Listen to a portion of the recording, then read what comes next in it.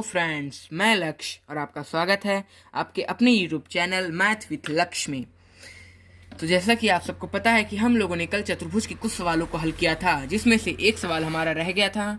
वह सवाल है कि संलग्न चित्र में, यह 14वां वाला है कि संलग्न चित्र में ABCD एक समचतुर्भुज है। इसके विकर्ण बिंदु P पर प्रतिच्छेद करते हैं। यदि PDC 35 अंश हो तो ज्ञात कीजिए कि DCP क्या होगा। जैसा कि हमने आपको बताया था कि जो बीच में होता है हमें उसी का कोण ज्ञात करना रहता है। जैसे आप देख सकते हैं यहाँ पे PDC जिसका मिडिल पॉइंट है D जो बीच में आया है, तो आप इसके चित्र में देख सकते हैं कि PDC आप देख सकते हैं यहाँ पे हमें D का बताया हुआ है, जो कि हमने आपको बताया कि हमेशा बीच का ही बताएगा। तो इसी के हिसाब से हमें DCP का मान ज्ञात करना है। हमारे ये C और P का मान ज्ञात करना है, ये मतलब कि हमें C का मान ज्ञात करना है। तो इस क्वेश्चन का हमें पहले चित्र बनाना होगा, तो हम आपको चित्र बनाकर दिखाते हैं। आप देख सकते हैं कि प्रश्न में बताया है PDC का मान, PDC D का मान बताया हुआ है 35 अंश। तो हमें क्वेश्चन में पूछ रहा है कि हमें कोण DCP का मान बताना है। तो DCP मतलब इसका जो मिडिल पॉइंट है C, हमें ये C का मान बताना है। तो जैसा कि हमने आपको पिछली वीडियो में बताया था, हमने आपको सारी चतुर्भुजों के बारे में बताया था। उसमें से एक चतुर्भुज था समचतुर्भुज, जिसमें हमने आपको समचतुर्भुज के बारे में बताया था कि इसके जो विकर्ण होते हैं वो एक दूसरे को समकोण पर समद्विभाजित करते हैं। जैसा कि आप यहाँ पर देख सकते हैं, अगर हम इसको एक बेस मान लें, ये DP को अगर हम एक बेस मान लें, अगर हम इसे एक बेस मान लें, तो इस पर जो ये लंब गया हुआ है P से C तक, आप ये देख सकते हैं ये 90 अंश का बनाएगा। और हमने आपको बताया कि ये विकर्ण जो होते हैं ये समकोण पर समद्विभाजित करते हैं, तो ये 90 अंश का होगा। तो हम कह सकते हैं कि हमारा जो ये कोण P है ये 90 अंश का है। तो C का निकालने के लिए हम क्या करेंगे, आपको यह पता ही होगा कि जो एक त्रिभुज होता है इसका पूरा मान होता है 180 अंश। इसके अगर आप सारे कोणों को जोड़ लें तो यह 180 अंश को पूरा करेगा, जिसे हम संपूरक कहते हैं। तो इसका C का मान निकालने के लिए हम यह करेंगे कि हम कोण D का मान, फिर कोण P का मान और फिर C को हम वैसे ही रहने देंगे। C को हम वैसे ही रहने देंगे। हम जानते हैं कि अगर ये कोण और ये कोण को अगर हम जोड़ दें तो यह 180 अंश को पूरा करेगा। अब इसी में इसको हम जोड़ के हम 180 में से घटा देंगे।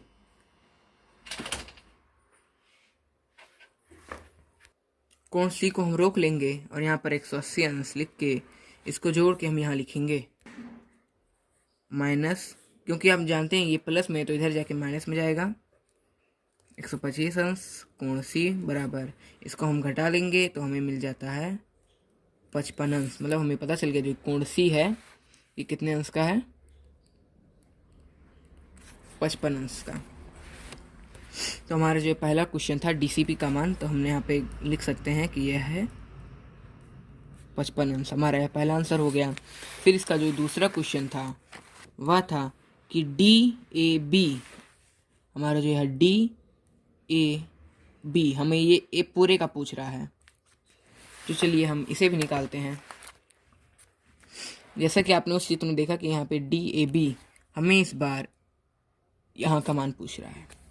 तो यहाँ का मान निकालने के लिए हम क्या करेंगे, हमने आपको अभी फिर बताया था कि जो ये समचतुर्भुज होते हैं इसके विकर्ण एक दूसरे को समकोण पर काट कर समद्विभाजित करते हैं। समद्विभाजित मतलब क्या, ये एकदम बराबर में काटते हैं। जैसे कि अगर यहाँ पे 35 का बना है तो हम जानते हैं कि इधर भी 35 का बनेगा, मतलब कि ये बराबर से काटते हैं। हम कह सकते हैं कि यहाँ पूरा कोण 70 का बना होगा, 35 इधर है तो 35 इधर होगा, ये बराबर में काटते हैं। वैसे ही यहाँ पर 55 है तो यहाँ का भी कितना होगा,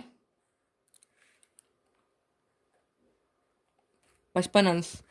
हमको हमारा जो ये पूरा C था, हमको पूरे कोण C का मान पता चल गया।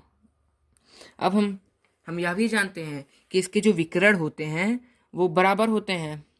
तो हम कह सकते हैं, हम यह भी जानते हैं कि इसके विकर्ण बराबर होते हैं।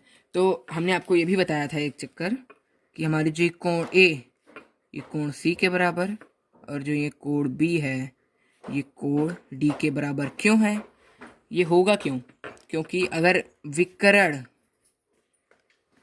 जो होते हैं वो बराबर होते हैं,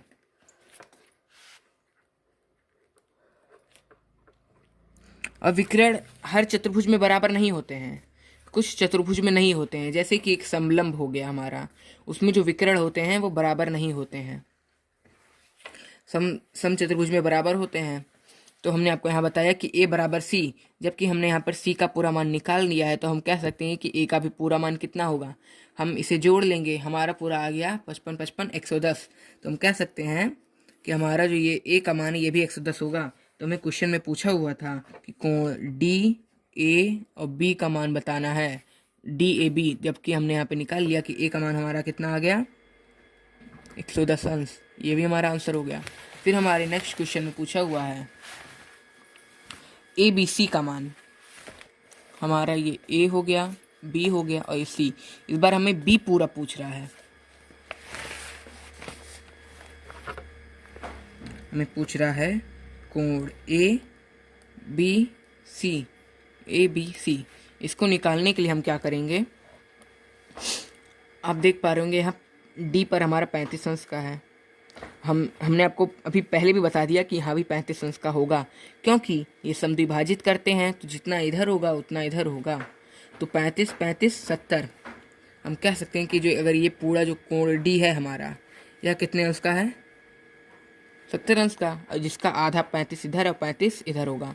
फिर हमने आपको यहाँ फिर बताया कि कोण जो बी होता है वो कोण डी के बराबर होता है, क्योंकि विकर्ण बराबर होते हैं। किसके बराबर होते हैं? समचतुर्भुज के, वर्ग के, आयत के, समांतर के विकर्ण बराबर होते हैं।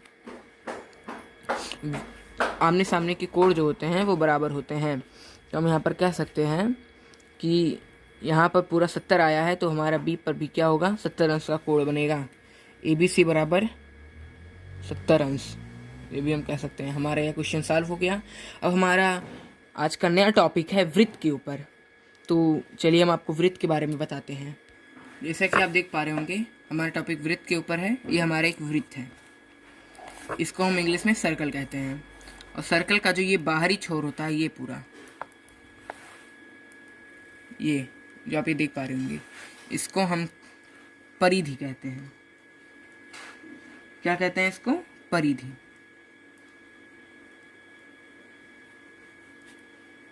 इसे हम क्या कहते हैं? परिधि कहते हैं, परिधि कहते हैं।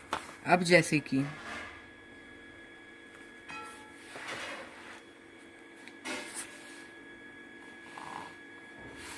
ये एक लाइन है, इसको हम क्या बोलेंगे? जो बीच से जाती है उसे हम कहते हैं व्यास।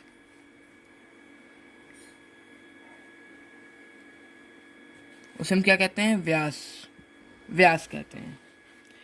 अब व्यास जब आधा हो जाता है, आधा हो जाता है, तो जो ये आधा करने वाली रेखा को हम कहते हैं त्रिज्या। आधा करने वाली रेखा को हम क्या कहते हैं? त्रिज्या। तो हम कह सकते हैं कि जो त्रिज्या को अगर हम 2 से गुणा करें तो वह व्यास के बराबर होगी। व्यास का आधा होता है त्रिज्या, और त्रिज्या को जब हम पूरे फुल फॉर्म में लाएंगे, जैसे वो आधा है और जब उसको हम 2 से गुणा कर देंगे तो वो व्यास का रूप ले लेगी। तो हम कह सकते हैं कि वृत्त की त्रिज्या व्यास की आधी होती है। हमने आपको बता दिया वृत्त और त्रिज्या के बारे में। अब जैसे ये रेखा इस सर्कल को काट कर गई, तो यहाँ पे 2 वृत्त, तो यहाँ पर अर्धवृत्त बने हैं, यहाँ पर 2 अर्धवृत्त बने हैं। आप देख पा रहे होंगे, एक इधर वाले और एक इधर वाले। और अर्धवृत्त में आप कितने भी, अब कोई भी ऐसी रेखा लेके जाएं, जैसे हम यहाँ से कोई रेखा लेके जाते हैं, फिर यहाँ कोण में, यहाँ पे अंतिम में मिला लिए, तो यहाँ पर 90 अंश के कोण का निर्माण होगा।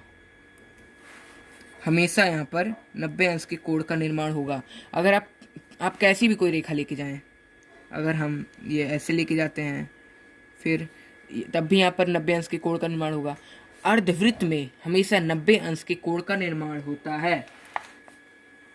अब जैसा कि हमने आपको बताया कि वृत्त में जब वृत्त को जब कोई रेखा जब आधा करती है तो उसको व्यास कहते हैं, जो बीच से गुजरती है।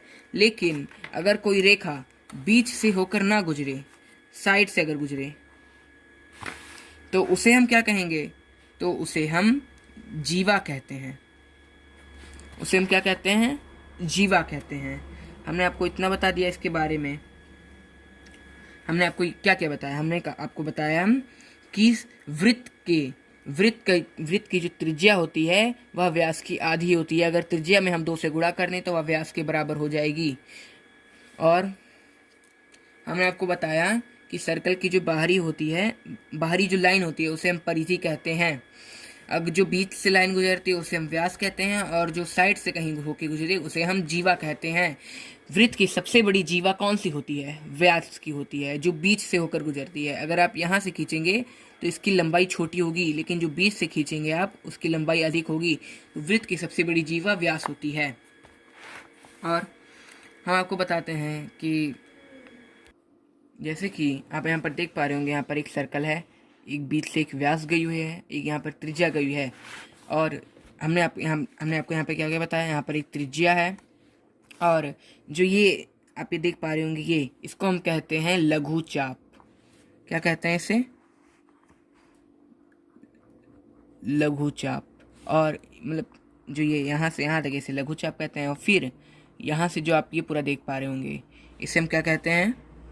ये पूरा ये राउंड, हम जो ये छोटा सा है इसे हम लघु चाप कहते हैं। और ये पूरा बाकी सर्कल बचा उसे हम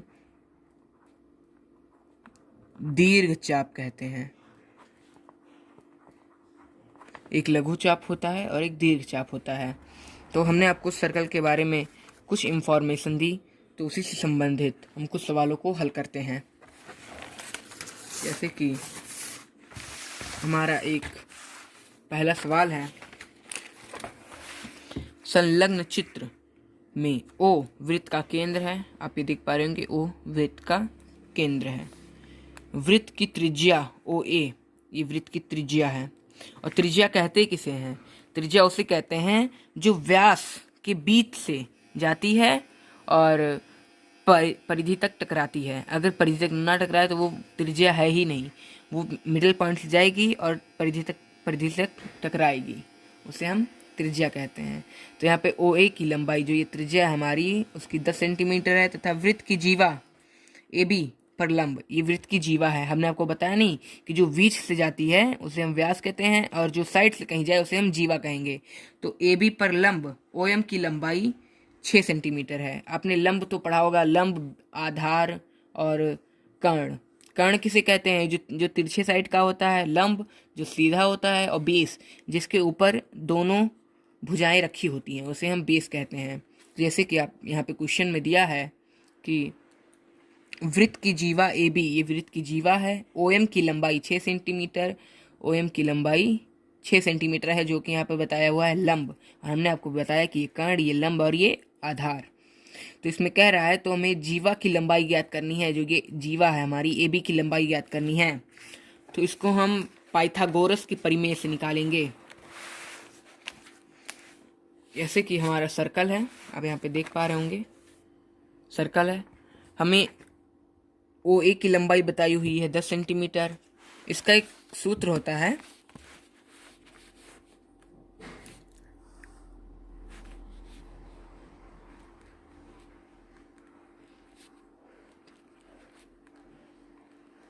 पाइथागोरस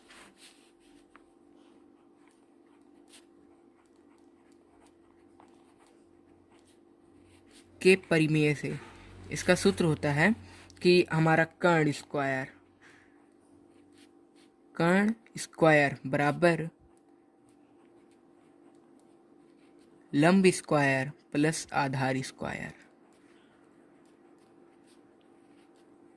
मतलब कि हमारा जो कर्ण, हमने आपको कर्ण बताया नहीं यहाँ पर, कि जो ये तिरछी रेखा होती है इसे हम क्या कहते हैं? कर्ण कहते हैं। सीधे वाले को लंब कहते हैं, और जो जिसके ऊपर दोनों भुजाएं रखी होती है उसको हम आधार कहते हैं। तो कह रहा है कि लंब स्क्वायर प्लस आधार स्क्वायर बराबर कर्ण स्क्वायर। मतलब कि अगर हम लंब का स्क्वायर निकालें और आधार का स्क्वायर निकालें और उन दोनों को जोड़ दें तो वो कर्ण के स्क्वायर के बराबर होगा। तो हम इसी सूत्र को हमने यहाँ पर लिखा। यहाँ पर हमें बताया हुआ है OA की लंबाई 10 सेंटीमीटर। OA हमारा जो कर्ण है 10 सेंटीमीटर का है, तो हम 10 स्क्वायर कर देते हैं बराबर लंब। यहाँ पर लंब किसे कहते हैं, जो OM है, और OM की लंबाई बताई हुई है 6 सेंटीमीटर प्लस आधार। जबकि यहाँ पे हम देख सकते हैं कि हमें आधार बताया नहीं है, तो अब आप देख पा रहे होंगे हम आधार किसे मानेंगे। हम ये पूरे को मानेंगे कि या इतने को मानेंगे, तो आधार हम इतने को मानेंगे कि जितने पे हमारी ये त्रिभुज रखी हुई है। आप देख पा रहे होंगे हमारी जो दोनों भुजाएं हैं वो इतने पर ही हैं, तो हमारी जो बेस होगी जिसे आधार कहते हैं वो AM होगी। तो हम केवल यहाँ पर AM स्क्वायर उतार देंगे। अब हम इसको हल करते हैं। 10 का स्क्वायर हमारा 100 हो जाएगा बराबर 6 का स्क्वायर 36 प्लस AM स्क्वायर। अब इसे हम पक्षांतर करते हैं। AM स्क्वायर प्लस 36 बराबर 100। AM स्क्वायर को हम रोक लें तो 100 माइनस 36 AM स्क्वायर बराबर 100 माइनस 36 हमारा हो जाता है 64। AM बराबर 64। और ये हम जब आपको पता होगा कि जब हम प्लस को हम पक्षांतर करते हैं तो माइनस में जाता है, माइनस को हम पक्षांतर करेंगे तो आप प्लस में, भाग को पक्षांतर करेंगे तो गुणा में, गुणा को पक्षांतर करेंगे तो भाग में, और अगर वर्ग को पक्षांतर करेंगे तो वर्गमूल में, और वर्गमूल को पक्षांतर करेंगे तो वह वर्ग में। तो AM बराबर √64। AM बराबर 64 का वर्ग हम जानते हैं 8। हमें AM की लंबाई पता चल गई 8। हमने आपको बताया था कि जो ये त्रिज्या होती है वह त्रिज्या जीवा हो या व्यास, वह उसके बीच से होकर परिधि तक टकराती है। तो बीच से होकर मतलब कि जो ये M है इन सबका मिडिल पॉइंट है, A और B का ये B मिडिल पॉइंट है। हमें यहाँ से यहाँ तक पता है कितना 8। तो M से B का निकालने के लिए हम क्या करेंगे, हम A से B का निकालने के लिए हम क्या करेंगे 8 × 2 कर देंगे, हमें मिल जाएगा 16। तो हम कह सकते हैं A से B जो हमारा है उसकी लंबाई है 16।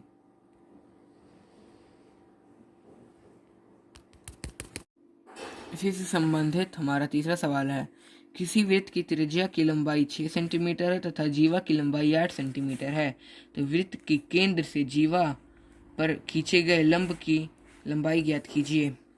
तो इसका भी हमें एक चित्र बना के आपको समझाना होगा। जैसा कि बुक में दिया हुआ था कि जो जीवा है उसकी लंबाई 8 सेंटीमीटर है, तो हम एक जीवा खींचते हैं। हम कह देते हैं कि हमारी यह कितने सेंटीमीटर की है, 8 सेंटीमीटर की है। अब यहाँ से एक त्रिज्या जाती है जिसकी लंबाई है 6 सेंटीमीटर।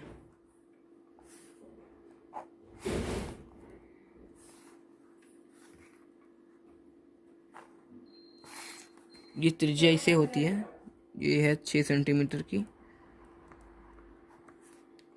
और हमें बताना है कि जो ये हमारा लंब है इसकी लंबाई कितनी है, ये हमें पता नहीं है, हमें इसकी लंबाई बतानी है। तो अब हम फिर गौर करें कि हमारा जो ये पूरा त्रिभुज है ये सिर्फ इतने भाग पे है, इतने भाग पे नहीं है। हम नाम दे देते हैं, इसका नाम हम O दे देते हैं, इस जो मिडल पॉइंट है इसका नाम हम M दे देते हैं, इसको A कर देते हैं और इसको B कह देते हैं। तो हमें A से M तक की दूरी केवल दी है, M से B तक की नहीं दी है। और हमें यहाँ पता है कि जो जहाँ ये बीच में काटती है ये बराबर बराबर भागों में बांटेगी, तो हम कह सकते हैं कि इधर का 4 होगा और इधर का भी 4 होगा। तो हमें इधर के 4 से मतलब नहीं, हमें सिर्फ इधर का देखना है। हमें बेस कितना मिल गया 4, और हमें जो ये कर्ण होता है हमें कर्ण कितना मिल गया 6। हमें लंब मालूम करना है, तो बस हम यही फॉर्मूला यूज़ करेंगे, कर्ण स्क्वायर बराबर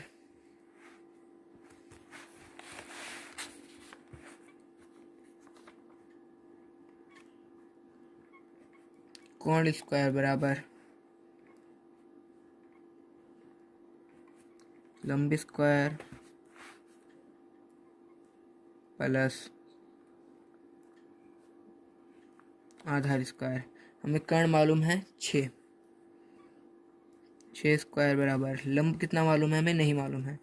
हमें यहाँ पर लंब को हम क्या कहते हैं, ओ एम स्क्वायर बराबर प्लस आधार हमें मालूम है 4। हम क्योंकि हमें इधर का लेना नहीं है, हमें सिर्फ इधर का लेना है, तो हमें मालूम हो गया 4 स्क्वायर। अब हम इसे पक्षांतर करते हैं, एम स्क्वायर प्लस 4 स्क्वायर बराबर 6 स्क्वायर।